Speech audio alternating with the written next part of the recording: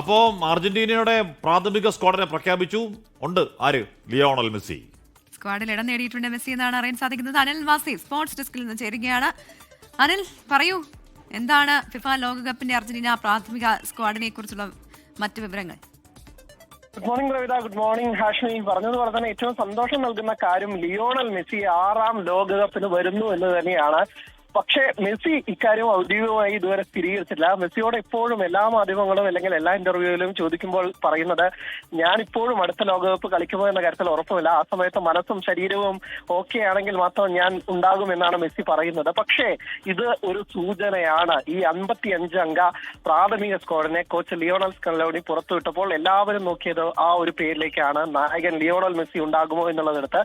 അപ്പോൾ ആ ഫോർവേഡുകളുടെ കൂട്ടത്തിൽ അതാ നായകൻ ലിയോണൽ മെസ്സിയുടെ പേര് കാണുമ്പോൾ തന്നെ ലോകത്തെമ്പാടുമുള്ള ആൽ ബേസ് സെലസ്റ്റിൻ ആരാധകർക്കും അതിൽ പരം എന്താണ് ആനന്ദിക്കാൻ വേണ്ടത് എന്ന് തന്നെയാണ്. കാരണം അത്ര സന്തോഷം നൽകുന്നതാണ്. ഖത്തർ ലോകകപ്പ് നമ്മൾ കണ്ടതാണ്. ലിയോണൽ മെസ്സി അദ്ദേഹത്തിന്റെ കരിയറിൽ ഒരേ ഒരു കിരീടം ലോകകപ്പ് അത് കിട്ടാതിരുന്നു. പക്ഷെ അത് അദ്ദേഹം ഖത്തറിൽ നേടിയതോടുകൂടി കരിയറിൽ പരിപൂർണനായി ഇനി ഒന്നും തെളിയിക്കാനില്ലാത്ത തരത്തിലാണ് മെസ്സി വരുന്നത്. അപ്പോൾ ആ മെസ്സി ഇനി ഒരു ടെൻഷനും ഇല്ലാതെ ഈ അമേരിക്കൻ ലോകകപ്പിന് വന്ന് എങ്ങനെ കളിക്കുന്നു എന്ന് കാണാനായിരിക്കും ആരാധകരൊക്കെ തന്നെ കാത്തിരിക്കുന്നത്. ടീമിന്റെ മറ്റു വിശേഷങ്ങളിലേക്ക് പോവുകയാണെങ്കിൽ അമേരിക്കയിലോട്ട് മെസ്സിക്ക് വിൻഡോ പ്രശ്നമൊന്നും ഉണ്ടാകത്തില്ലല്ലോ അല്ലേ?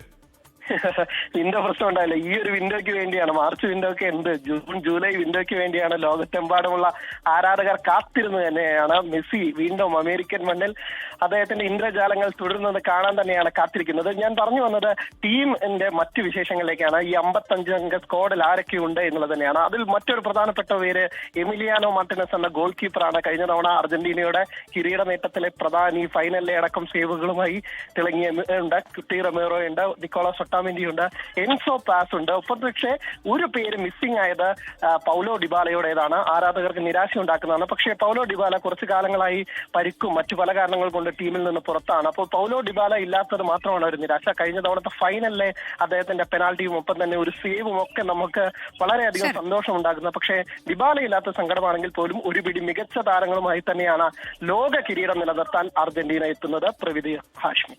ശരി.